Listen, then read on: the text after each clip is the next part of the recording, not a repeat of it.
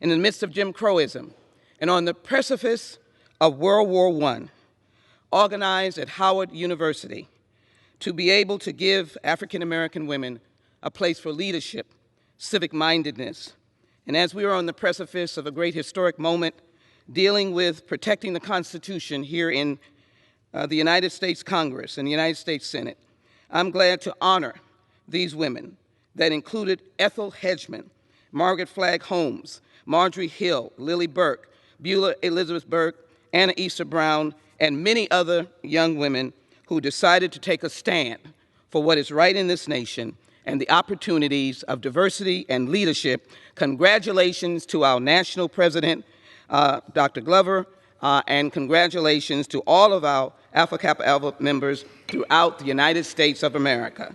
Happy Founders Day 112. I yield back. For what purpose does the gentleman from Alabama rise? Ask unanimous consent to address the House for 1 minute. Gentleman's recognized. Thank you, Madam Speaker. After a long, embarrassing month, the House will finally transmit the articles of impeachment against President Trump to the United States Senate. Yet I understand Speaker Pelosi and her managers will continue to push for witnesses in the Senate trial because, in their words, they want the facts. That claim is nonsense. House Democrats blocked the testimony of the whistleblower, DNC staffer Alexandra Chalupa, Nellie Orr with Fusion GPS, and of course, the two gentlemen pictured to my left, Devin Archer and Hunter Biden. In reality, Democrats' entire case depended upon hiding the facts. As more facts emerged last year, their case collapsed. Public support for impeachment fell as the weakness of their case was exposed. I remind my friends in the majority, what's good for the goose is good for the gander. I predict House Democrats will not fare as well blocking these witnesses in the United States Senate, and I yield back. For what purpose does the gentleman from California rise? I request unanimous consent to address the House for 1 minute and to revise. Without objection, the gentleman's recognized for 1 minute. Thank you, Madam Speaker. Yesterday, the House released additional documents and new text messages from Lev Parnas. He is an associate of Donald Trump's personal attorney, Rudy Giuliani. He's also been indicted. And these documents and text messages show a chilling picture of surveillance, both physical and electronic, of the U.S. ambassador to Ukraine. This is all the more reason why we need to have a full and fair trial in the United States Senate. The House today is going to transmit the articles of impeachment to the Senate. Donald Trump was impeached for abusing his power, for soliciting interference in our elections from a foreign government. He will be branded for the rest of his life. It is permanent. It will not go away. And now we need the Senate to act and have a fair trial. And that means witnesses and documents. If they do not do that, it will be the equivalent of a cover-up. I yield back. For what purpose does the gentleman from Florida rise? I ask for unanimous consent to address the House for 1 minute and revise and extend my remarks. Without objection, gentleman's recognized for 1 minute. Madam Speaker, I rise today to recognize an outstanding member of my staff who is moving on to a career in the defense sector, Danielle Hauser. Danielle graduated from UF in 2015 with a degree in International and Global Studies and then moved to D.C. to begin her career on Capitol Hill. In January of 17, she helped open our office as my executive assistant, later moving into a legislative role and becoming my legislative aide for military and defense affairs. After Hurricane Michael devastated the Panhandle, DJ played a key role in ensuring Tyndall Air Force Base and all of our bases had the resources they needed for recovery. DJ is a force of nature. She's ambitious, disciplined, hardworking, and cheerful, a joy to be with. She's been an integral part of my office since its inception, and we will miss her greatly. Madam Speaker, please join me in recognizing Danielle Hauser for all that she has done for North Florida and our nation, and wish her luck in her future endeavors. I yield back.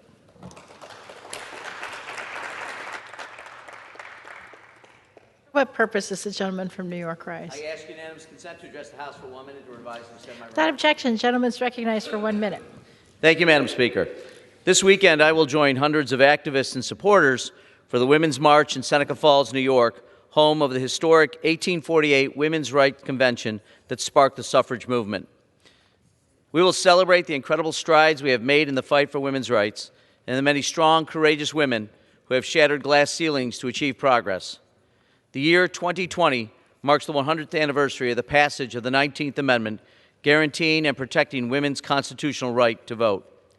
Now more than ever, as we face new barriers threatening to roll back the rights of women, we must take up the mantle of Susan B. Anthony and the suffragists who came before us to continue to fight for full equality that all women deserve. Together, we will keep persisting. Thank you, Madam Speaker. I yield back. For what purpose does the gentleman from Florida rise? Without objection, the gentleman is recognized for 1 minute. Madam Speaker, I rise today to congratulate Richard N. Riley on a well-deserved retirement after many years of service to the United States of America. Rich has been a United States Department Pearson Fellow in my Washington, D.C. office over this past year and has provided invaluable guidance and assistance to both my staff and my constituents.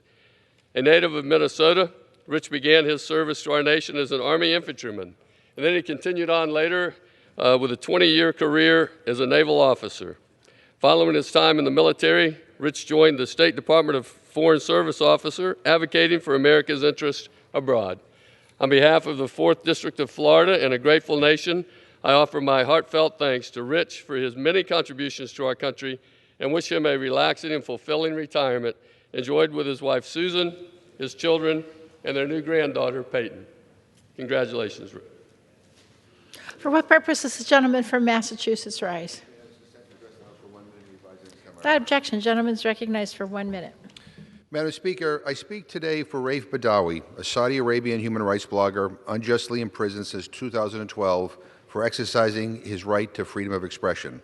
His supposed crime, criticizing Islam and the religious police. His sentence, 10 years in prison, 1,000 lashes, and a huge fine. Monday, January 13th, was Raif's 36th birthday, the 8th he has spent in prison, away from his wife and away from his 3 children. January 9th was the 5th anniversary of the day that Raif endured the first 50 of those 1,000 lashes. That the flogging has not continued is a small mercy, but the prolonged imprisonment in harsh conditions is taking a terrible physical and mental toll. The Saudi authorities must end this egregious injustice. Madam Speaker, I again demand the immediate and unconditional release of prisoner of conscience Raif Badawi. I renew my call for a halt to all weapons sales and military aid until the Saudi regime cleans up its human rights record, which is appalling. With that, I yield back the balance of my time.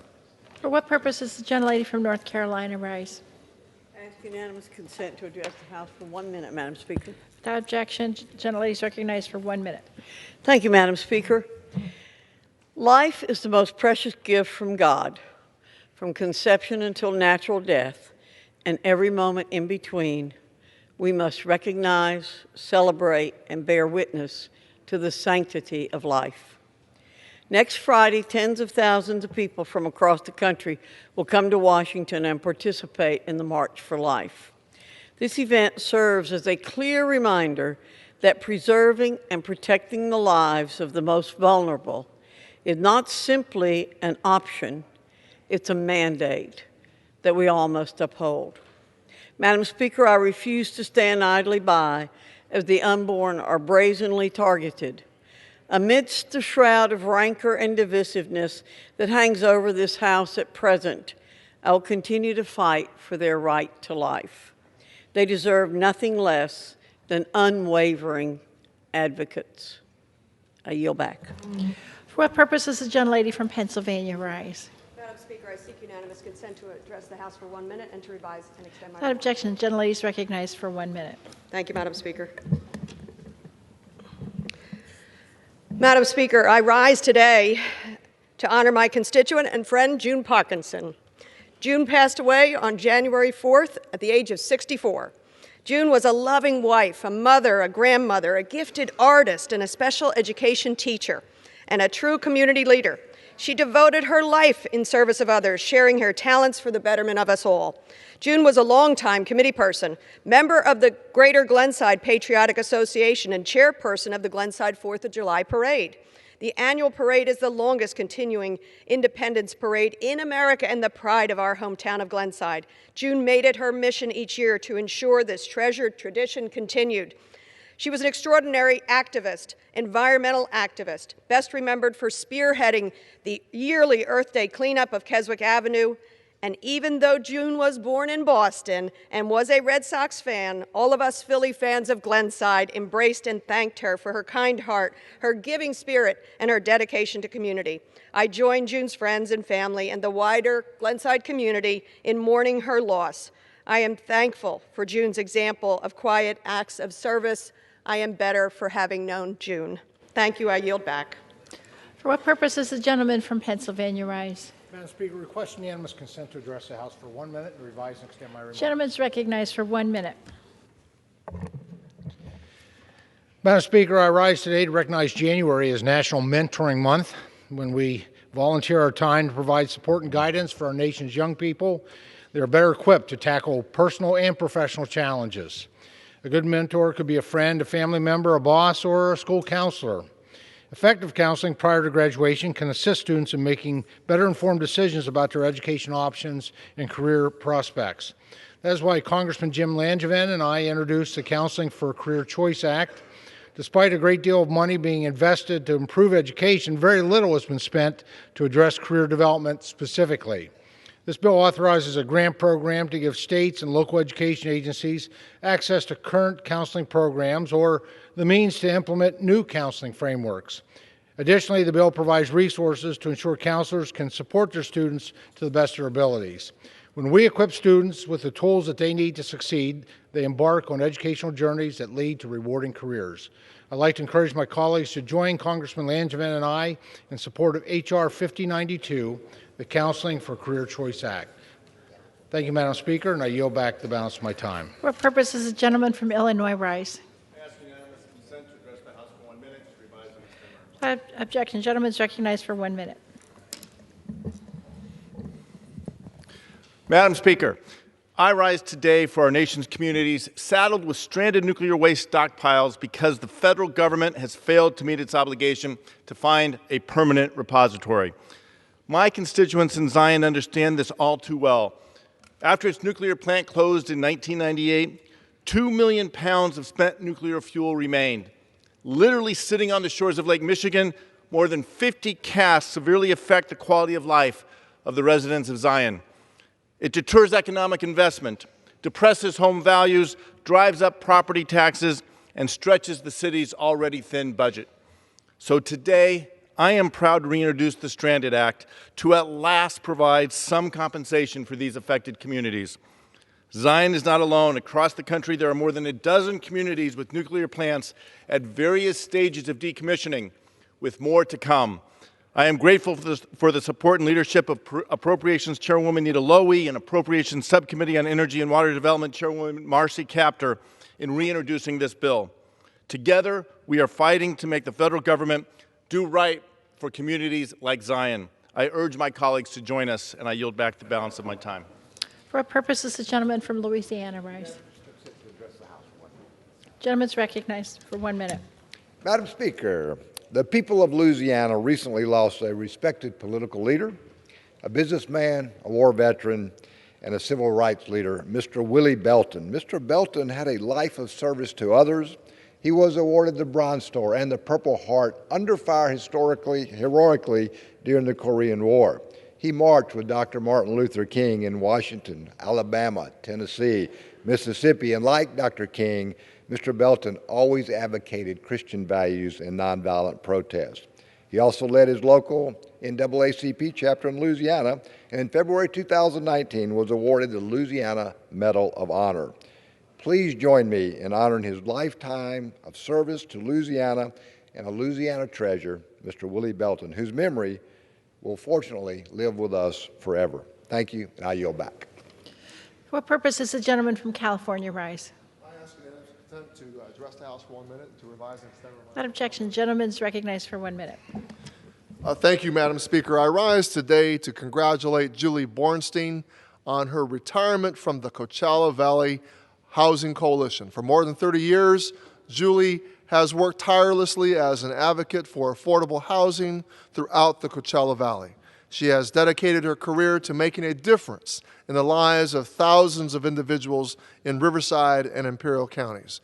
Her leadership has been instrumental in raising awareness about the homelessness issue so many members of our communities face, and through her efforts we have seen an increase in the availability of affordable housing throughout the Inland Empire. Apart from her work in the Coachella Valley Housing Coalition, Julie served in the California State Assembly and was chosen to serve as chair of the Democratic caucus.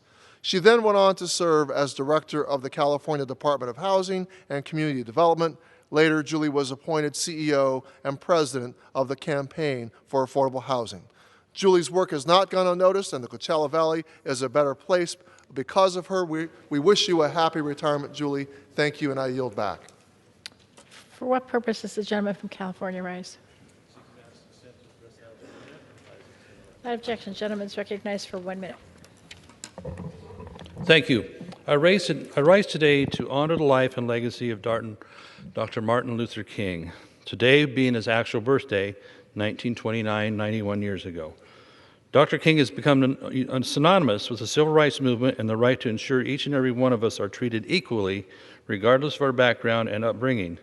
His strong Christian beliefs helped him inspire positive social change through peaceful protests and demonstrations.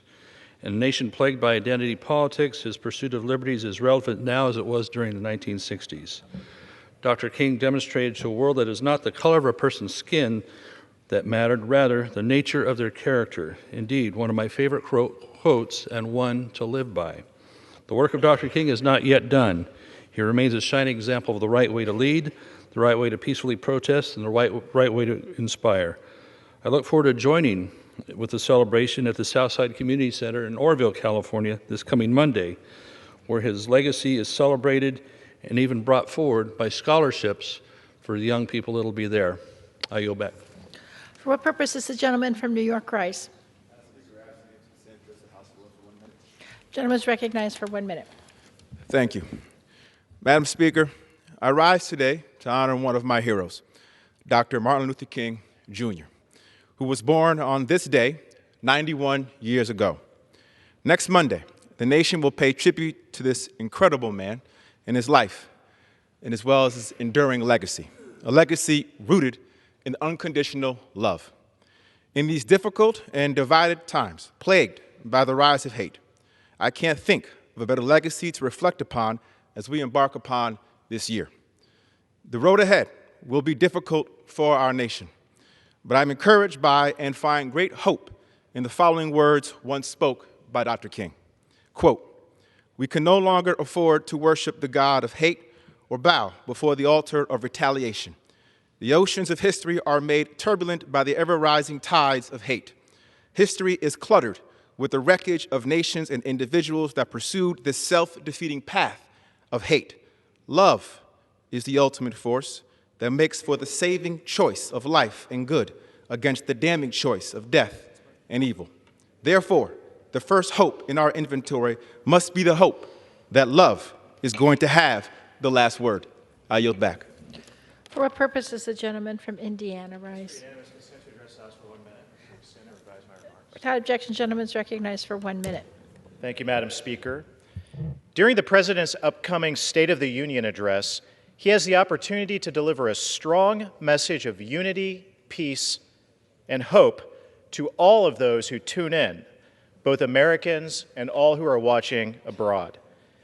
Just in the last few months, we've seen that America is the beacon of hope for the people of Hong Kong and Taipei who are suffering under pressure from Beijing. We've seen that America is the lifeline for people in Beirut and Tehran who find themselves under the thumb of the Iranian regime. This is a critical moment in world history. People are looking to the United States and our president for leadership more than ever. And so I urge my colleagues in the majority party to refrain from the impeachment antics and charades. Don't be petty. Rise above your worst impulses and support our president. The world is watching. Thank you. I yield back. Members are reminded to address their remarks to the chair. For what purpose does the gentlelady from Connecticut rise? Madam Speaker, I rise to address the House and estimates and provide this in my remarks. Without objection, gentlelady is recognized for 1 minute. Madam Speaker, I rise in support of H.J. Res. 76, a resolution of the disapproval of Secretary of Education's new borrower defense rule. This rule guts consumer protections for students and taxpayers and makes it more difficult for students to access relief for loans obtained for degrees that have no value. Over 1,200 students in Connecticut have been defrauded by predatory, for-profit colleges like Corinthian and ITT Tech and still await relief. The department has made the approval process more difficult, leaving hundreds of thousands of students desperately waiting for answers. Too many first-generation low-income students, student veterans, and students of color are lured into these fraudulent schools that prioritize profits over helping students advance their education. The DeVos rule eliminates automatic school closing discharges and weakens the early warning system that forces institutions to invest in the potential debt relief. And it puts a greater burden of proof on students, barring them from relief if they cannot file their claims fast enough. As a career educator who truly understands the equalizing power of education, I say it is unconscionable that Department of Education and the Secretary do not feel a moral imperative to protect students. I urge my colleagues to reject this resolution. For what purpose does the gentleman from Kentucky rise? Without objection, gentleman is recognized for 1 minute. Madam Speaker, I rise today in remembrance of the precious lives of Preston Cope and Bailey Holt, two victims of a tragic school shooting at Marshall County High School in Benton, Kentucky, 2 years ago. This tragic event devastated the Benton community and took 2 lives away from us far too soon. Preston and Bailey continue to be dearly missed by their families and the Marshall County community, which has shown incredible resilience in the face of trying circumstances. Preston Cope and Bailey Holt remain in our hearts and minds to this day. I yield back.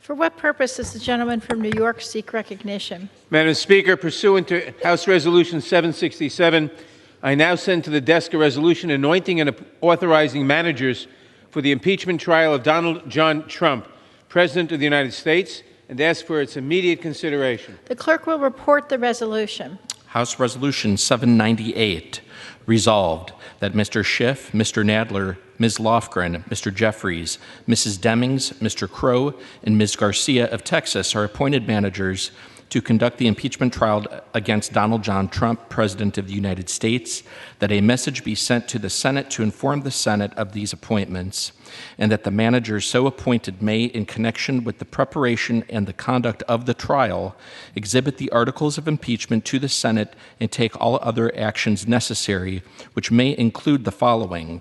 1, employing legal, clerical, and other necessary assistance and incurring such other expenses as may be necessary to be paid from amounts available to the Committee on the Judiciary under applicable expense resolutions or from the applicable accounts of the House of Representatives. 2, sending for persons and papers and filing with the Secretary of the Senate on the part of the House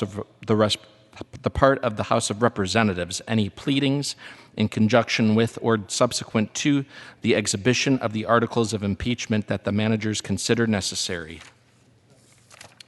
Pursuant to House Resolution 767, the resolution is debatable for 10 minutes, equally divided and controlled by the chair and ranking minority member of the Committee on the Judiciary.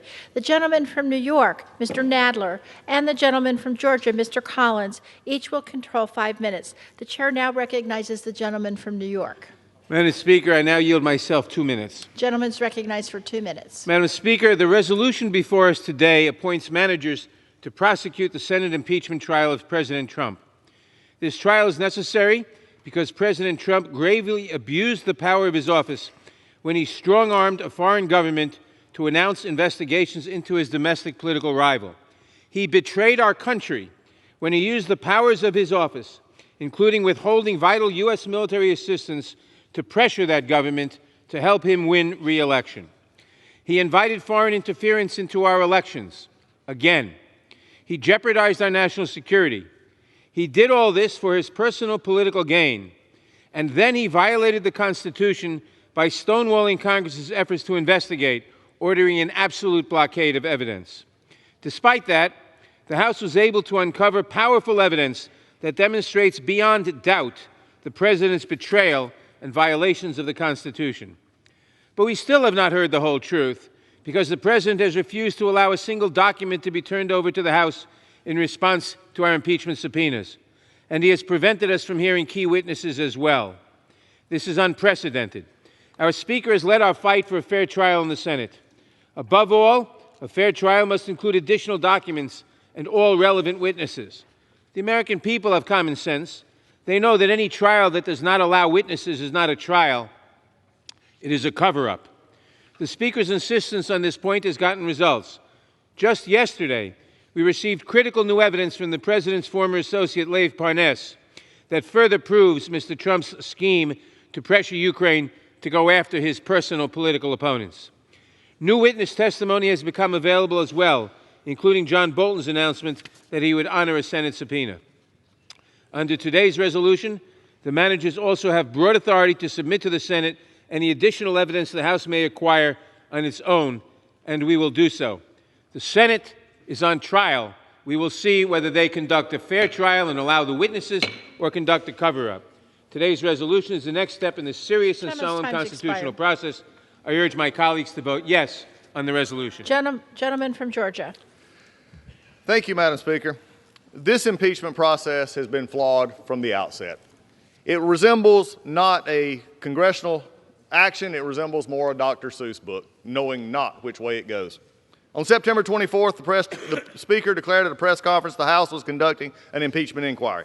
However, to the contrary, to the Speaker's decree that we were all of a sudden in impeachment inquiry, the House did not authorize the impeachment inquiry until October 31st by adopting H.R. 660. It is just said just a moment ago that the Speaker has been leading the fight for a fair trial in the Senate. I wish the Speaker had been leading for a fair hearing in the House instead of trashing our rules. For those 71 out of 78 days from the time it was announced at a press conference to the time we finished, the President was not permitted to participate in these meetings. Think about that, 71 days out of 78 in which we actually did something on impeachment. He was not presented the ability to cross-examine fact witnesses, present counter-arguments, no due process at all in those 71 days. When presented with the opportunity when it came to the Judiciary Committee, instead of the Judiciary Committee stepping up and actually acting like the Judiciary Committee of the Committee of Impeachment, we punted. We had some law professors who already had their basic talking points. He could have cross-examined them. That would have done a lot of good. Then we could have had witnesses of staffers who testified. Again, a lot of good. Where were the fact witnesses? Instead of the rubber stamp that we were warned about 20 years ago by the current chairman, we became the rubber stamp. Democrats repeatedly violated House rules and blatantly abused the rules. They even wrote in H. 660, even to this day, we will pass this out in violation of H. 660. They used inflammatory rhetoric, haunting them because this is what they had to do. One Democrat said, I call for impeachment today because it's one heck of an emergency. Another said, we have a crime in progress. We have an emergency that our national election is going on right now. But my favorite in December, it's a crime spree in progress. Oh, the hyperbole just reeks in this room. When we understand this, if it was such an emergency, if there was in lieu to finding a 911 call, then why did we hold this for almost a month? Well, we've been told that it's to help a Senate fair trial. Be damned, the House inappropriate process we had. But even though the process was bad, I'm going to go back and make sure the facts are, let's make sure the facts are here, because they still haven't changed. A phone call that was put out in a transcript in which no pressure was applied. There was no conditionality on anything given in that call or sense to do that. There was also nothing given by the Ukrainians to actually get this money that was released, by the way, before it was actually a statutory deadline of September 31st. They did nothing. They got the money anyway. But the problem is they want the Senate to do their job for them. But that's not how it works. You see, the Speaker, and what I've heard today, even from folks giving 1 minute, Madam Speaker, is that this is all they wanted. It was a political impeachment. They have said he is impeached for life. This shows the true motivation, I believe, of the other side. It is their dislike for this president and the good work he is doing. So, Madam Speaker, before I reserve here for a moment, this has always been a political impeachment. Even today on the floor, the talk of the president being forever impeached and it's always being sustained forgets the Senate trial. I hope this ends, this political impeachment, and this body never sees it again. I reserve. Gentleman reserves. Gentleman from New York. I now yield 1 minute to the distinguished chairman of the Intelligence Committee, the gentleman from California, Mr. Schiff. Gentleman's recognized for 1 minute. Madam Speaker, I rise in strong support of the resolution. The task before us is a grave one, but one demanded by our oath. The impeachment inquiry undertaken by the House of Representatives found that President Donald J. Trump abused his power and sought to cover it up with an unprecedented campaign of obstruction. He withheld hundreds of millions of U.S. dollars in vital military aid to Ukraine, a close ally at war with Russia, and withheld a coveted White House meeting critical to the Ukrainian leader's international legitimacy until Ukraine would commit to help President Trump cheat in the next election. President Trump put his own personal interests above the national interests, above our national security, and if not stopped, he will do it again. For that reason, he was impeached, and for that reason, the House managers will take the case to the Senate and to the American people. Because the appropriate remedy, indeed the only remedy, is the conviction and removal from office of President Donald Trump. I yield back. Gentleman from Georgia. Thank you, Madam Speaker. At this time, I yield 1 minute to the gentleman from California, Mr. McCarthy. The gentleman's recognized. Thank you, Madam Speaker. Back when this national nightmare began, Speaker Pelosi laid bare her intentions and purely partisan agenda. She told her caucus that they needed to strike while the iron is hot. This was always an exercise in raw partisan politics. Contrary to the warnings of our founders, and over the last month, we saw the justification for running the fastest, thinnest, and weakest impeachment in American history crumble. Instead of sending the articles of impeachment to the Senate for trial, Speaker Pelosi held them hostage in a failed play to gain leverage that she did not and would never have. In terms of concessions, she got nothing. No control, no moral victories. In other words, another failed strategy. After a month of counterproductive and harmful delays, I have 3 questions for my friends on the other side of the aisle, the Democrats. What happened to impeachment being urgent? What happened to Congress being on the clock? What happened to saying the House would be derelict in our duty if we did not act immediately? These were all the assertions Democrats made over the past several months. I guess it turns out none of them are true. These delay tactics were self-serving, hypocritical, and discrediting. But they made an important admission. Some might even call it a concession. You proved a very big point. Democrats do not even believe their case was robust enough to win in a trial. Even the Speaker's allies admit the delays undermined their case. Some has gone as far as describing it as a failed strategy. These are those who are closest to her. Senator Feinstein, the senior Democrat from our state of California and the hometown senator of the Speaker, said, "The longer it goes on, the less urgent it becomes." And Chairman Adam Smith, a confidant of the Speaker, said it was time to transmit the articles to the Senate. Before these statements were made last week, before the Senate Speaker relented, they are significant because they were public and they were honest. I'm disappointed these individuals did not have the courage to stand by their initial comments. If impeachment was truly as urgent as Democrats claimed, the majority should not have waited for the Speaker to choose a political, convenient time. Anyone could have recognized this ploy would not work. The House and the Senate are different institutions, and at this point in time, controlled by different parties.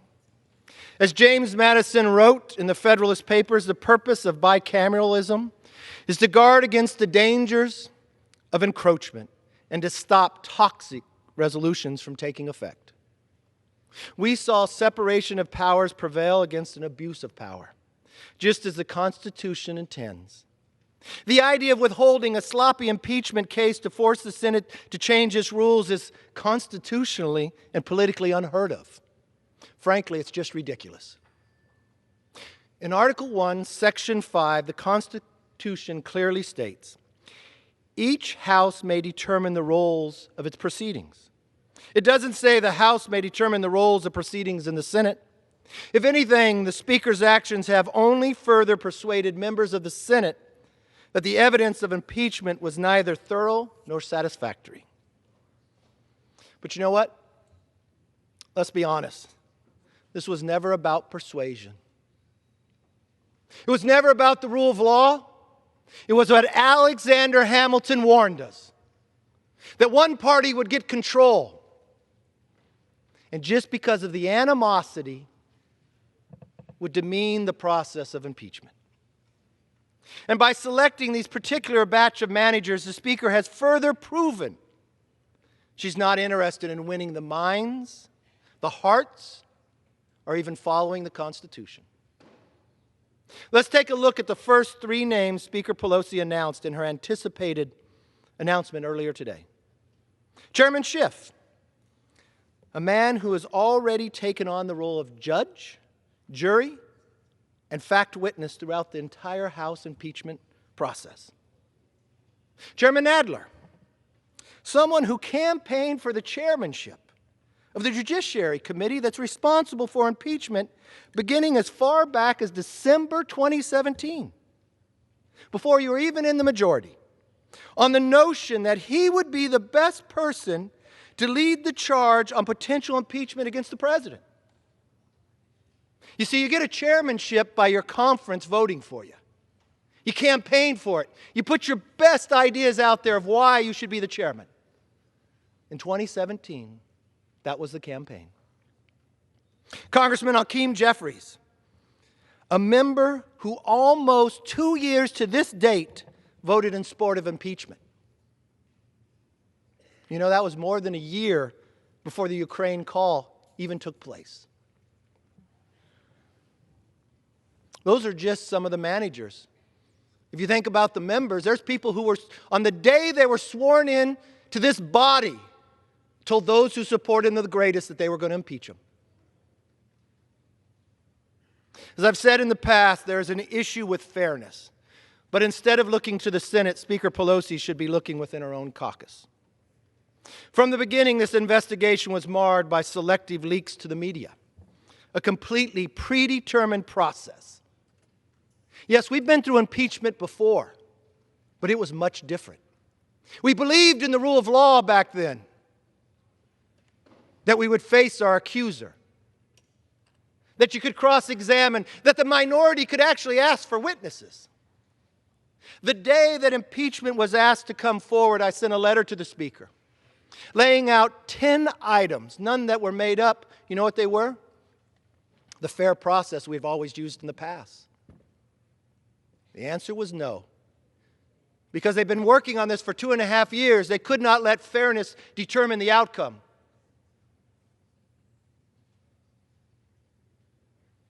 Any other prosecutor would be disbarred for such blatant bias, especially if that prosecutor was a fact witness in the case. The reason for this impeachment is the same reason it's taken Democrats 30 days to send the articles to the Senate. Just spite.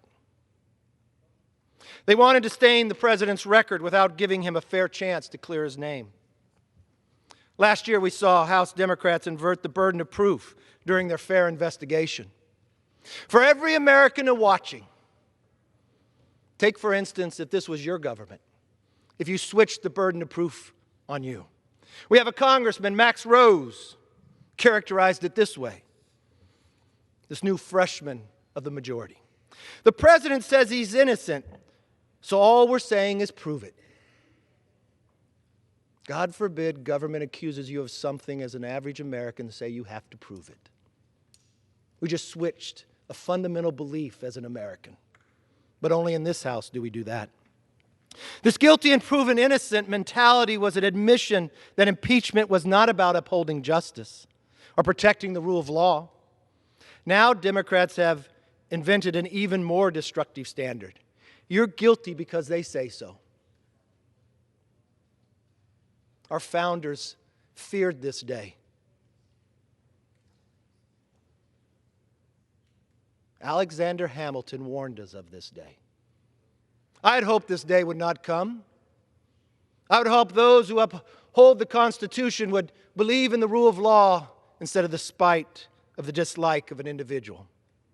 Like the kangaroo courts on college campuses, or an accusation is enough for a conviction. Even as early as just last Sunday in an interview, Speaker Pelosi made that point very clear to all of us. Asked what a Senate acquittal would mean, she said it didn't matter. The president is impeached forever. Is that what this is all about? Just a personality. Just an abuse of power that you have within a house that we all feared this country would never do. You could almost see on the Speaker's smile as she spoke about this new standard how incredibly solemn she was. Madam Speaker, when Americans look back on this sad saga, they will see a rigged process that forever damaged the remedy of impeachment. Speaker Pelosi got nothing from the Senate, but the American people got worse than nothing. They got stuck with the bill for a costly, never-ending investigation. The old saying that you get what you pay for does not apply here. Congress wasted time and millions of dollars on partisan impeachment. In return, taxpayers get nothing. Democrats' misaligned priorities have cost the people solutions that could have improved the quality of their life.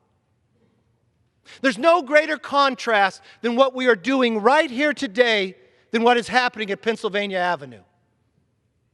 The president sitting down with another country of a leader and signing a trade agreement. Something people said we could never get done. To make this country stronger, to make America the next century ours. But what are we doing here? We are doing what this majority has worked their entire time for. Before they were even sworn in, they campaigned for the position of chairman. For this moment, for this time, for the millions of dollars that are spent, so they could say the president is impeached. That's a lofty history. Those are lofty goals that you now have authored more subpoenas than you created laws. But thank God we got a president in the White House that does not sit back. Yes, he got the United States-Mexico-Canada trade agreement, our top two traders. He's sitting with a trade agreement with China today. But think about how much stronger his hand would have been had that agreement taken place earlier when he got it. No, it was held. Why? Because we were impeaching. That's an amazing agenda, but you promised people you would do it.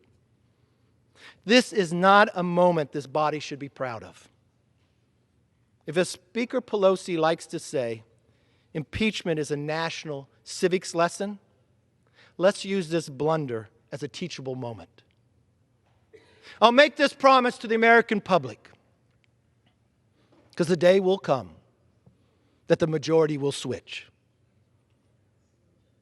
We will uphold the Constitution. We will listen to the words of Alexander Hamilton. And just because somebody else is in an office that we may not like, we will not change the rule of law. We'll not accuse them of breaking it and say they have to prove it. We believe America is more than a country. That America is an idea of the straightness that we, yes, would make students in Iran rise up for the freedom of what they know America to be. That the rule of law was so powerful. This is a moment in a civic lesson that we should learn. This is a moment that will teach our grandchildren that, yes, more than 200 years ago, the founders crafted an amazing country, but they warned us what abuse of power would look like. The sad part is we're witnessing it. What a contrast in a day and time. Moving forward, we must not redo these same mistakes in Congress. And my promise to you, if power was to change, the rule of law would come back. We'd have an agenda focused on people, not on politics. We'd have a voice that you're innocent until proven guilty. We would not abuse our power just for the sheer shake of politics to say you're impeached forever because I dislike you. We are better than this. It's a sad day. But the great thing about America, it will all change because the people have the voice. I yield back. Members are once again reminded to address their remarks to the chair. Gentleman from New York. Madam Speaker, I yield myself 1 minute. Gentleman's recognized for 1 minute. Madam Speaker, 2 points. First, my colleagues in the minority would rather talk about anything than try to defend what President Trump actually did, because they can't. There is overwhelming evidence that the President pressured the Ukrainian government to interfere in our election on his behalf. Then he covered it up. These are high crimes and misdemeanors, and we will prove that in the Senate. Second, our minority colleagues don't like our ongoing fight for a fair trial because it got results. New documents and additional witnesses have emerged that unmistakably point to the President's guilt, and we have exposed the efforts of some in the Senate majority to put on a sham trial. The American people understand that a trial without evidence, without witnesses, is no trial at all, but a cover-up, and that will not stand. We must protect the Constitution and the integrity of our elections. That is what this is about. We must remove this President to protect our country. I reserve the balance of my time. Gentleman from Georgia. Reserve. Gentleman from Georgia has 30 seconds remaining. Gentleman from New York has 1 minute remaining, and the gentleman from New York has the right to close. Gentleman from Georgia is recognized. And I appreciate that, Madam Speaker. Is the gentleman from New York ready to close? Gentleman's There's no Gentleman other from speakers. Georgia is recognized. There's no other speakers. Our closing is no other speakers. I have one more speaker. And Then you're not ready she to will close. I reserve. No, no. No, the gentleman's incorrect. The gentleman from New York has one remaining speaker who will close. Gentleman from Georgia is recognized for 30 seconds. I will take it back. Give me the time one more time, Madam Speaker. The gentleman from Georgia has 30 seconds remaining. The gentleman from New York has 1 minute remaining. Thank you, Madam Speaker, and thank you for your You're welcome. work. Look, the 2 facts that just came out right here, and again, we're going to hear in just a moment, but they are facts. Undoubtedly, the mics are not working on the other side, majority side. We've talked about the facts. There is not overwhelming evidence. We've discussed this over and over and over till we're blue in the face, but it doesn't matter because this is a political impeachment. This has nothing to do with the facts. We've shown that there was nothing done wrong, but that does not matter. When the train is on the tracks, the whistle is blowing, impeachment matters, and the only thing that matters on a timeline, the only real emergency here is that there's a 2020 election in which the Democrats can't stand to see the fact this president is going to win again. They can't stand the fact of who they've got running, so what do? We impeach him, as they said, for life. That's wrong. Gentleman's Vote no. time's I yield expired. back. Gentleman from New York. Again, no defense. I now yield 1 minute to the distinguished Speaker of the House, the gentlelady from California, Ms. Gentlelady is Pelosi. recognized for 1 minute.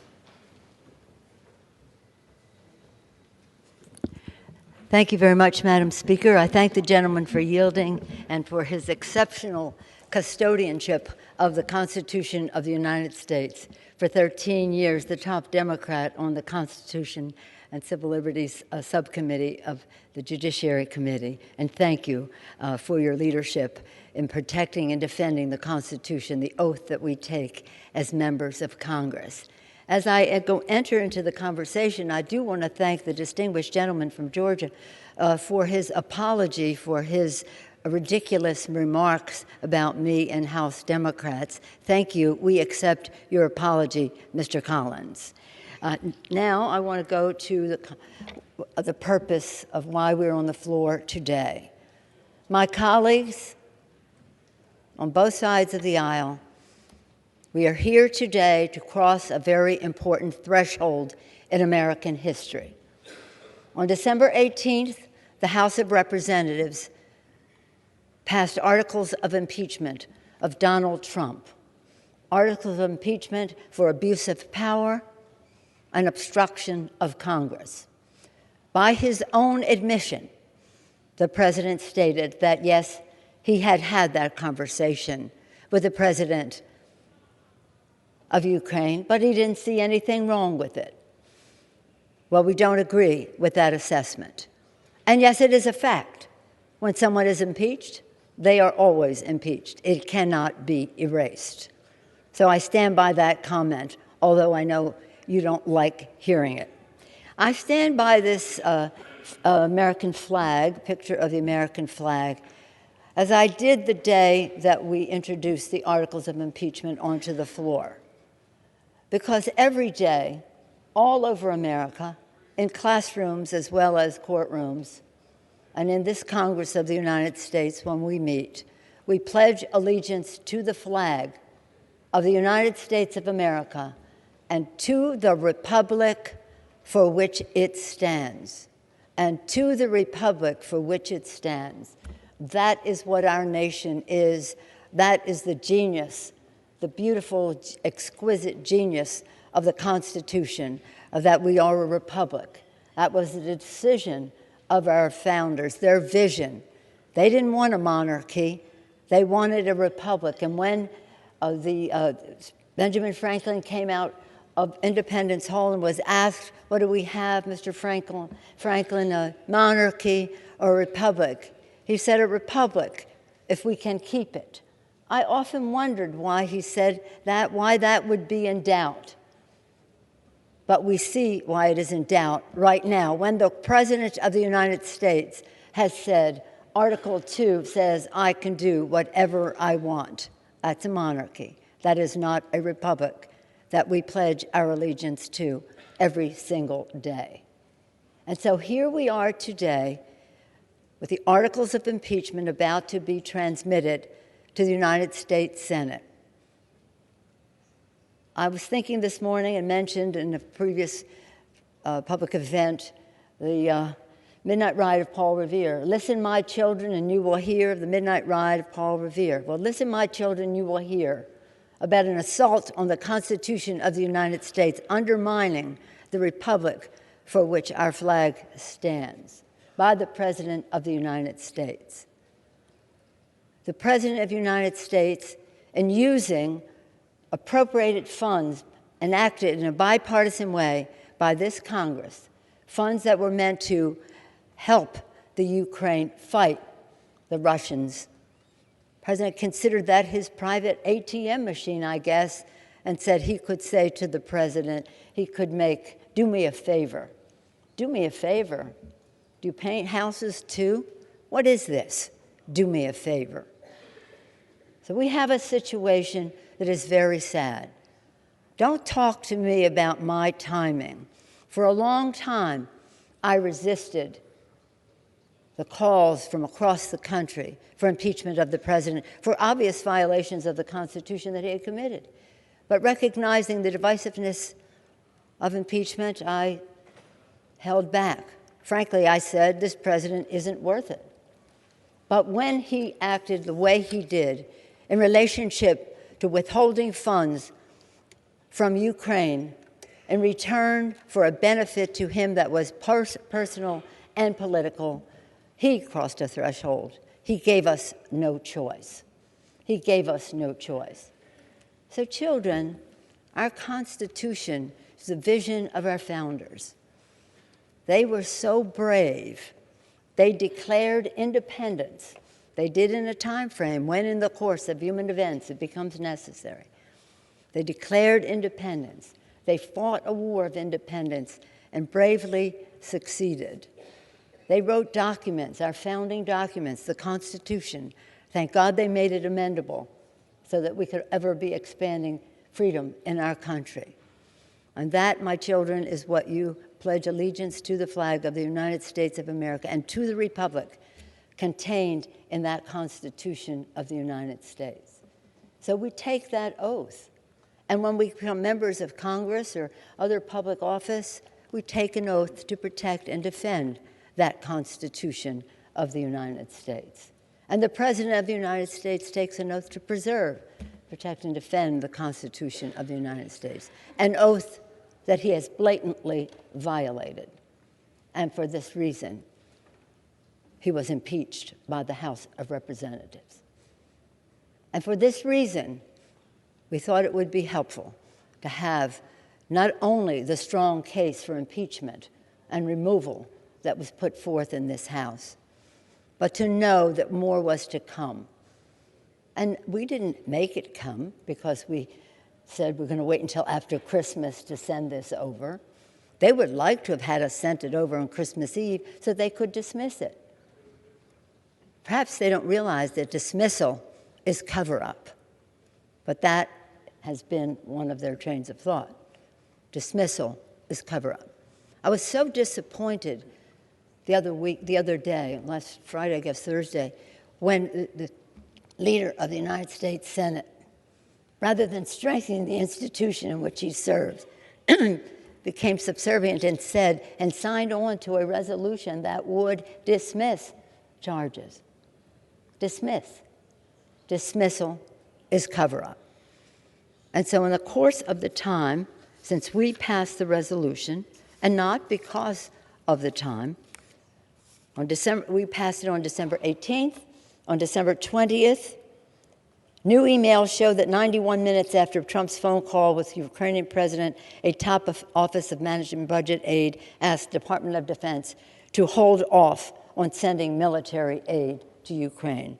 On December 29th, revelations emerged of the OMB director and acting chief of staff Mulvaney's role in the delay of aid, the effort by lawyers in the administration to justify the delay, and the alarm, most importantly, the alarm that in the administration that delay caused within the administration. On January 2nd, newly unredacted Pentagon emails, which the House subpoenaed and the president blocked, raised serious concerns by the Trump administration officials about the legality of the president's hold on the aid to Ukraine. On January 6th, former Trump National Security Advisor John Bolton said he would comply with the subpoena compelling his testimony. His lawyer stated he had new relevant information. On January 13th, reports emerged that the Russian government hacked the Ukrainian gas company Burisma as part of their ongoing effort to influence the U.S. election in support of Trump. On yesterday, House committees, Mr. Nadler, Mr. Schiff, Mr. Engel, and Congresswoman Maloney, Madam Chair Maloney, released new evidence pursuant to a House subpoena from Lev Parnas, recently photographed with the Republican leader, an associate of Rudy Giuliani, that further proves that the president was the central player in the scheme to pressure Ukraine for his own benefit in the 2020 election. The Senate leader and the president are afraid of more facts coming to light. That is why the leader signed onto that dismissal resolution. A dismissal, again, is a cover-up. The American people will fully understand the Senate's move to begin the trial without witnesses and documents as a pure political cover-up. Whatever the outcome, the American people want a fair trial, fair to the president, fair to the American people. The American people deserve the truth. The Constitution requires a trial, a fair trial. The GOP Senate behaved. The American people, okay, let me just make this briefer. The House is now moving forward with a vote to transmit the articles and appoint managers. As Speaker, I am proud to appoint outstanding American patriots to serve on the impeachment panel. Chairman Schiff, Chairman Nadler, Chairwoman Zoe Lofgren. This is her third impeachment as a staffer to a House Judiciary Committee member in the Nixon impeachment, as a member of the Judiciary Committee on the Clinton, and now as a House manager, Madam Chair. Madam Chair of our caucus, Hakeem Jeffries, a serious, respected litigator. Val Demmings, a member of the police force of Orlando, and for 27 years, and for part of that time, the first woman and African-American police chief of Orlando. She knows her way around the courtroom. Jason Crow from Colorado, an Army Ranger, served our country in the military in Iraq and Afghanistan, and now in the Congress of the United States, and he too, a respected litigator. And Sylvia Garcia of Texas, a judge in a number of capacities in Texas and a member of the Judiciary Committee. We're very honored that you have taken the responsibility, all of you, to bring the articles of impeachment over to the United States Senate with a case for the Constitution, a case for the Constitution. So back to the children, back to the children. We don't want this president or any president to ever violate the Constitution. It is very, very important that we see that that Constitution is central to who we are as a country. Our system of government, our Constitution, so valued, so respected, hopefully so honored by everyone who takes an oath of office to support and defend it. And when you see the Russians now hacking in Ukraine, it just came out yesterday or the day before, it just reminds me that I think most Americans would think that voters in America should decide who our president is, not Vladimir Putin in Russia deciding who our president is. I'm very concerned that in all of this, whether it's withholding funds for the Ukrainians, the Ukrainian government to fight the Russians, whether it's undermining our commitment to NATO, whether it's, again, making decisions of what happens in Syria vis-a-vis Turkey, favoring the Russians, that all roads lead to Russia. All roads lead to Putin. Well, some in the administration may think that's okay, I don't. But we do insist and wonder why this president and some in this Congress will not come to the defense of our electoral system by allowing that to happen, denying that it's happening, placing the blame elsewhere. This is as serious as it gets for any of us.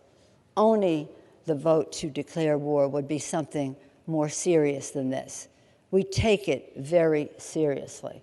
It's not personal, it's not political, it's not partisan, it's patriotic. So again, I thank our distinguished managers for their courage, their dedication, for being willing to spend the time to do the job, to honor the oath that we take, and honor the pledge that our children take, allegiance to the flag and to the republic for which it stands. With that, I urge a yes vote and yield back the balance of my time. All time for debate has expired. Pursuant to House Resolution 767, the previous question is ordered. The question is on the adoption of the resolution. All in favor say aye. Aye. Opposed, no. The ayes have it. The resolution is adopted. Gentleman from Georgia. I ask for a recorded vote. Does the gentleman ask for the yeas and nays? Yeas and nays. Yeas and nays are requested. Those favoring a vote by the yeas and nays will rise. A sufficient number having risen, the yeas and nays are ordered. Members will record their votes by electronic device, and pursuant to Clause 9 of Rule 20, this 15-minute vote on adoption of the resolution will be followed by a 5-minute vote on agreeing to the Speaker's approval of the journal, if ordered. This will be a 15-minute vote.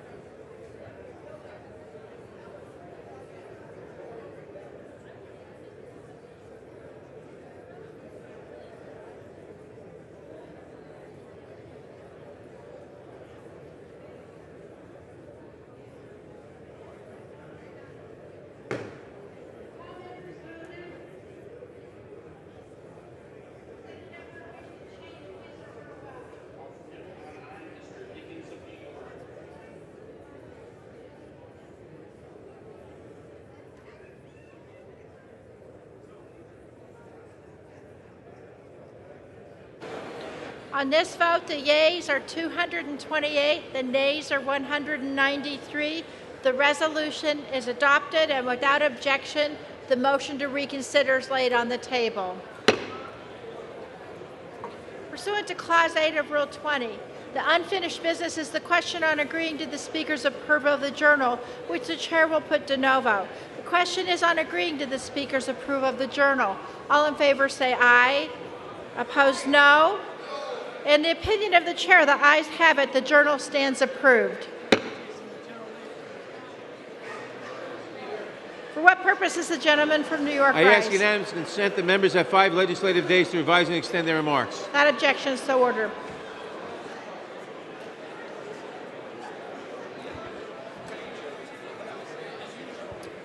The Chair lays before the House a communication. The Honorable the Speaker, House of Representatives, Madam, pursuant to the permission granted in Clause 2H of Rule 2 of the Rules of the U.S. House of Representatives, the clerk received the following message from the Secretary of the Senate on January 15, 2020 at 11:18 a.m. that the Senate passed Senate 2547. With best wishes, I am, signed sincerely, Cheryl L. Johnson. Chair lays before the House a communication. The Honorable the Speaker, House of Representatives, Madam, I write to respectfully tender my resignation as a member of the Committee on Financial Services. It has been an honor to serve in this capacity. Signed sincerely, Representative Peter T. King, Member of Congress. Objection, the resignation is accepted. Chair lays before the House a communication. The Honorable the Speaker, House of Representatives, Madam, I write to respectfully tender my resignation as a member of the House Committee on Homeland Security. It has been an honor to serve in this capacity. Signed, Van Taylor, Member of Congress. Without objection, the resignation is accepted. The House Chair will lay before the House a communication. The Honorable the Speaker, House of Representatives, Madam, I write to respectfully tender my resignation as a member of the House Committee on Education and Labor. It has been an honor to serve in this capacity.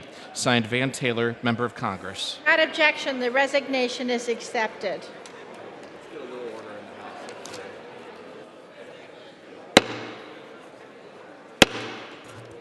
The House will come to order.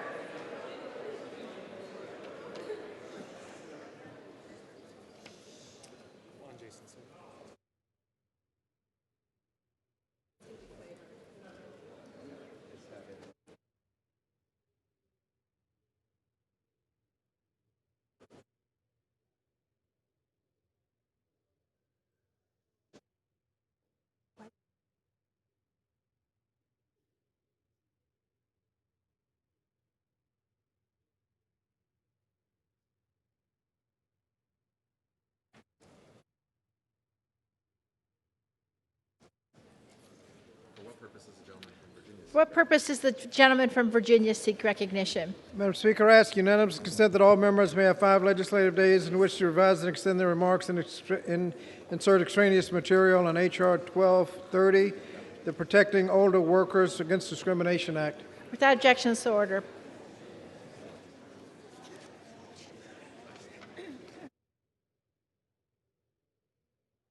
Pursuant to House Resolution 790 and Rule 18, the Chair declares the House and the Committee of the Whole House on the State of the Union for consideration of H.R. 1230. The Chair appoints the gentleman from Texas, Mr. Cuellar, to preside over the Committee of the Whole.